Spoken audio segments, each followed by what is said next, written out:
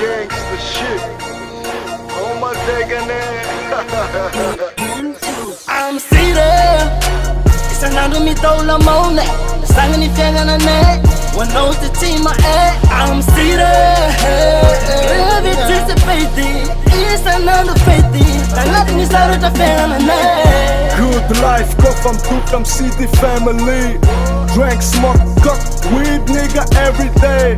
Welcome to my hood, mama job city hood. Ze make votan tsy spas, roas ndana mood. Family represent, BMMG forever. Solda job, nigga, real vrefa Tisburg.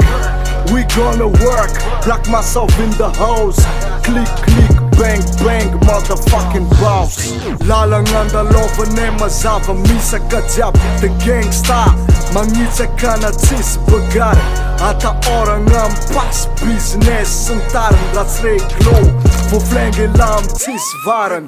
Real nigga, the real nigga. Amiako respect amaiky jiaby agnala mipaska Tamagang. Agnaty fone dangerous.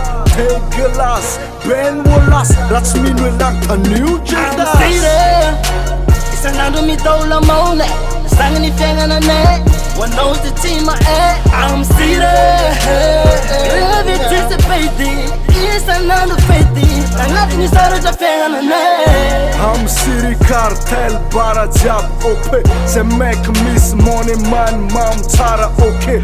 Tsy mety aminay life kara ok. Disney am soara am New York am sisa dope. Miss avec papa sola viavy tsy avy anao koa sora. Gringory e lam loka de mahazo vola be. Prampaty-roy niotikodina am quartier. Mila mailony raketso voaflengy agnarabe.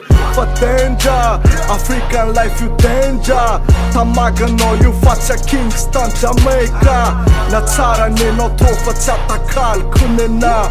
Amadadako fa tsy a Compton America. I'm Titre, isan'andro mitôla maone, sagnany fiaignananay, hoanao ty tsy mahay. I'm Titre, vitsy fety, isan'andro fety, agnatin'ny saratra fiaignananay. Bless up cartel jiaby, nouvelle city gang. Moragam city gang, Artiste city gang, Tamagang city gang, Canada city gang. Sy ny maro tsy voakôziko ama sady I'm bitch. Titre, isan'andro mitôla maone, sagnany fiaignananay, hoanao ty tsy mahay. I'm Titre, vitsy fety, isan'andro fety, agnatin'ny saratra fiaignananay. Bless up cartel jiaby, nouvelle city gang.